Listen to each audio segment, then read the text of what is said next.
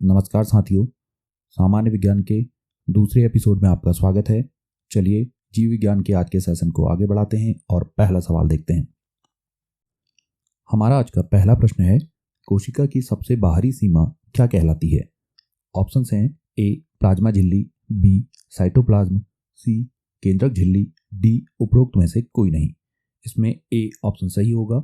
Plasma झिल्ली कोशिका की सबसे बाहरी सीमा होती है। इसे कोशिका झिल्ली प्लाज्मा मेम्ब्रेन के नाम से भी जाना जाता है। यह कोशिका के आंतरिक भागों को बाहरी वातावरण से अलग करती है। प्लाज्मा झिल्ली जंतु, पादप, जीवाणु आदि सभी प्रकार की कोशिकाओं में पाई जाती है। अगले प्रश्न पर चलते हैं। प्लाज्मा झिल्ली बनी होती है।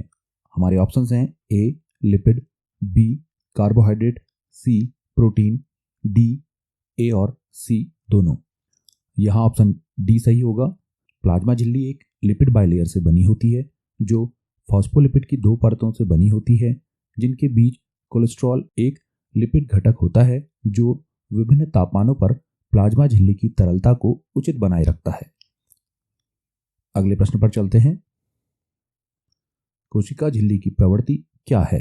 हमारे ऑप्शंस हैं पारगम्य, अर्धपारगम्य, अपारगम्य, उपरोक्त में से कोई नहीं। यहाँ ऑप्शन बी सही होगा। प्लाज्मा झिल्ली की प्रवृत्ति अर्धपारगम्य है। प्लाज्मा झिल्ली कोशिका के अंदर और बाहर पदार्थों की गति को नियंत्रित करता है। इसके द्वारा केवल कुछ पदार्थ अंदर तथा बाहर आ जा सकते हैं। इसलिए प्लाज्मा झिल्ली अर्धपारगम्य होती है तथा इसे चयनात्मक पारगम्य झिल्ली भी कहा जाता है। अब बढ़ते हैं आज के अगले प्रश्न की ओर। किस प्रक्रम द्वारा कुछ पदार्थ जैसे कार्बन डाइऑक्साइड अथवा ऑक्सीजन कोशिका झिल्ली के आर पार आ जा सकते हैं? हमारे ऑप्शंस हैं ए जीवद्रव्य कुंचन, बी परासरण, सी विसरण, डी एंडोसाइटोसिस। यहाँ ऑप्शन सी सही होगा। कार्बन डाइऑक्साइड अथवा ऑक्सीजन कोशिका झिल्ली के आर पार विसरण द्वारा आ जा सकते हैं। पदार्थ का उच्च सांद्रता वाले क्षेत्र से निम्न सांद्रता वाले क्षेत्र की ओर गति करना विसरण कहलाता है। डिफ्यूजन शब्द की उत्पत्ति लैटिन शब्द डिफिंडेर से हुई है, जिसका अर्थ है फैलना। आधुनिक विज्ञान में विसरण का पहला व्यवस्थित प्रायोगिक अध्ययन थॉमस ग्राहम द्वारा किया गया था। उन्होंने गैसों के प्रसार का अध्ययन किया था। अब देखते हैं आज का अगला प्रश्न। जल के अणुओं की गति जब वर्णात्मक पारगम्य झिल्ली द्वारा हो तो उसे कहते हैं? हमारे ऑप्शंस हैं ए जीवद्रव्य कुंचन, बी परासरण, सी विसरण, डी एंडोसाइटोसिस। यहाँ ऑप्शन बी सही होगा। जल के अणुओं की गति जब वर्णात्मक पारगम्य झिल्ली द्वारा हो तो उसे परासरण ऑस्मोसिस कहा जाता है। विलायक अणुओं का वर्णात्मक पारगम्य झिल्ली के माध्यम से उच्च जल विभव निम्न विलेय सांद्रता क्षेत्र से निम्न जल विभव उच्च विलेय सांद्रता क्षेत्र की ओर गति करने की प्रक्रिया को परासरण ऑस्मोसिस कहते हैं। अगले प्रश्न पर चलते हैं। कोशिका झिल्ली द्वारा पदार्थ का अंतर्ग्रहण करने की प्रक्रिया क्या कहलाती है? हमारे ऑप्शंस हैं ए एंडोसाइटोसिस, बी एक्सोसाइटोसिस, सी ए और बी दोनों, डी उपरोक्त में से कोई नहीं। यहाँ हमारा ऑप्शन ए सही होगा। एंडोसाइटोसिस एक कोशिकीय प्रक्रिया है जिसमें कोशिका द्वारा कोशिका झिल्ली के माध्यम से बाहरी वातावरण से पदार्थों का अंतःग्रहण किया जाता है। एक कोशिकीय जीव जैसे अमीबा अपना भोजन इसी प्रक्रिया द्वारा प्राप्त करता है। अब देखते हैं आज का अगला प्रश्न। किसकी उपस्थिति के कारण किसी पादप कोशिका और जंतु कोशिका में अंतर पाया जाता है? हमारे ऑप्शंस हैं ए माइटोकॉन्ड्रिया, बी कोशिका भित्ति, सी कोशिका झिल्ली या फिर डी केंद्रक। यहाँ ऑप्शन बी सही होगा। पादप कोशिकाओं में कोशिका भित्ति कोशिका झिल्ली के बाहर स्थित होती है। कोशिका भित्ति पौधों को संरचनात्मक दृढ़ता प्रदान करती है। कोशिका भित्ति के कारण पादप कोशिकाएं परिवर्तनीय माध्यम को जंतु कोशिका की अपेक्षा आसानी से सहन कर सकते हैं। अगले प्रश्न पर चलते हैं। कोशिका भित्ति मुख्यतः किसकी बनी होती है? हमारे ऑप्शंस हैं A lipid, B vitamin, C cellulose, D protein. यहाँ ऑप्शन सी सही होगा। कोशिका भित्ति मुख्यतः सेल्यूलोज की बनी होती है। सेल्यूलोज एक जटिल पदार्थ है जो पादप कोशिकाओं को संरचनात्मक दृढ़ता प्रदान करता है। अगले प्रश्न पर चलते हैं। निम्नलिखित में से किसे जीवन का भौतिक आधार माना जाता है? ऑप्शंस हैं ए कोशिका भित्ति, बी कोशिका झिल्ली, सी कोशिका द्रव्य, डी जीव द्रव्य। यहां हमारा ऑप्शन डी सही होगा। हक्सले ने बताया कि जीव द्रव्य प्रोटोप्लाज्म जीवन का भौतिक आधार है, जबकि मैक्स शुल्ज ने जीव द्रव्य सिद्धांत दिया था। इस सिद्धांत के अनुसार सभी जीवधारियों का शरीर जीव द्रव्य से बनी इकाइयों का समूह है तथा सभी पेड़ पौधों व जंतुओं का शरीर मुख्य रूप से समरूपी जीव द्रव्य का बना होता है। अब बढ़ते हैं हम आज के अगले प्रश्न की ओर।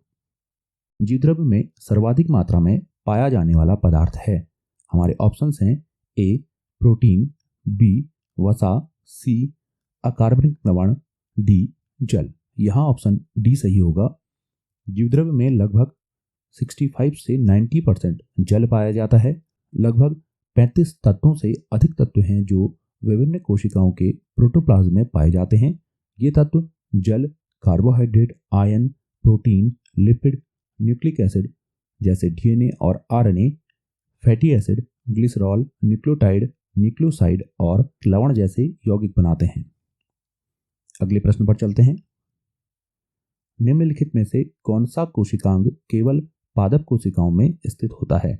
हमारे ऑप्शंस हैं ए लाइसोसोम, बी प्लास्टिड, सी कोशिका झिल्ली, डी माइटोकॉन्ड्रिया। यहाँ हमारा ऑप्शन बी सही होगा। लवक प्लास्टिड केवल पादप कोशिकाओं में पाए जाते हैं। प्लास्टिड एक ऐसा कोशिकांग है जिसमें अपना डीएनए तथा राइबोसोम होता है। प्लास्टिड को 3 प्रकारों क्लोरोप्लास्ट, क्रोमोप्लास्ट और ल्यूकोप्लास्ट में विभाजित किया जा सकता है। क्लोरोप्लास्ट हरे रंग के लवक हैं, क्रोमोप्लास्ट रंगीन लवक हैं, जबकि ल्यूकोप्लास्ट रंगहीन लवक हैं। अगले प्रश्न पर चलते हैं। प्रकाश संश्लेषण की कार्यात्मक इकाई किसे कहा जाता है? हमारे ऑप्शंस हैं ए क्लोरोप्लास्ट, बी क्रोमोप्लास्ट, सी ल्यूकोप्लास्ट, डी उपरोक्त में से कोई नहीं। यहाँ हमारा ऑप्शन ए सही होगा। क्लोरोप्लास्ट पादप कोशिका में पाया जाने वाला एक लवक है जिसमें हरे रंग का प्रकाश संश्लेषक वर्णक क्लोरोफिल होता है। क्लोरोप्लास्ट में क्लोरोफिल के अतिरिक्त विभिन्न पीले अथवा नारंगी रंग के वर्णक भी होते हैं। क्लोरोफिल सौर ऊर्जा को ग्रहण कर वायुमंडल में उपस्थित कार्बन डाइऑक्साइड तथा भूमि से अवशोषित जल के द्वारा कार्बोहाइड्रेट का निर्माण करता है तथा ऑक्सीजन गैस निष्कासित होती है। इस प्रक्रिया को प्रकाश संश्लेषण कहते हैं। अगले प्रश्न पर चलते हैं। राइबोसोम किसके स्थल कहे जाते हैं? हमारे ऑप्शंस हैं ए प्रोटीन निर्माण, बी प्रकाश संश्लेषण, सी वसा निर्माण, डी श्वसन। यहाँ ऑप्शन ए सही होगा। राइबोसोम प्रोटीन संश्लेषण का स्थल है, इसलिए इन्हें कोशिका का प्रोटीन कारखाना भी कहा जाता है। राइबोसोम कोशिका द्रव्य में उपस्थित झिल्लीदार कणिकामयी संरचनाएं हैं। राइबोसोम को पहली बार जॉर्ज पायलट ने 1955 में देखा था। अब देखते हैं आज का हम अगला प्रश्न। कोशिका द्रव्य में उपस्थित महीन, शाखित, झिल्लीदार और अनियमित नलिकाओं का घना जाल क्या कहलाता है? हमारे ऑप्शंस हैं ए गोल्गी, बी माइटोकॉन्ड्रिया, सी राइबोसोम, डी अंतर्प्रदवी जालिका। यहाँ ऑप्शन डी सही होगा। अंतःप्रदवी जालिका केंद्रक से कोशिका द्रव्य में आनुवंशिक पदार्थों के परिवहन के लिए एक पथ बनाती है। यह कोशिका द्रव्य को यांत्रिक सहारा प्रदान करती है। इसके कारण ही कोशिका का सतही क्षेत्र काफी बढ़ जाता है। अगले प्रश्न पर चलते हैं। निम्नलिखित में से कौन सा कार्य चिकनी अंतःप्रदवी जालिका द्वारा नहीं किया जाता है? हमारे ऑप्शंस हैं ए सामग्री का परिवहन, बी लिपिड का संश्लेषण, सी प्रोटीन का संश्लेषण, डी उपरोक्त में से कोई नहीं। यहाँ ऑप्शन सी सही होगा। अंतःप्रदवी जालिका 2 प्रकार की होती है, चिकनी अंतःप्रदवी जालिका तथा खुरदरी अंतःप्रदवी जालिका। चिकनी अंतःप्रदवी जालिका की सतह पर राइबोसोम नहीं पाए जाते हैं, इसलिए यह प्रोटीन का संश्लेषण नहीं करती है, जबकि खुरदरी अंतःप्रदवी जालिका की बाहरी झिल्ली के ऊपर राइबोसोम लगे होते हैं। ये प्रोटीन संश्लेषण के लिए उत्तरदायी होते हैं। तो ये थे आज के हमारे कुछ प्रश्न। उम्मीद है आपको पसंद आए होंगे। अगर आपको ये सीरीज पसंद आ रही है तो वीडियो को लाइक करें और चैनल को सब्सक्राइब जरूर करें। आज के लिए इतना ही। बहुत बहुत धन्यवाद। मिलते हैं अगले एपिसोड में।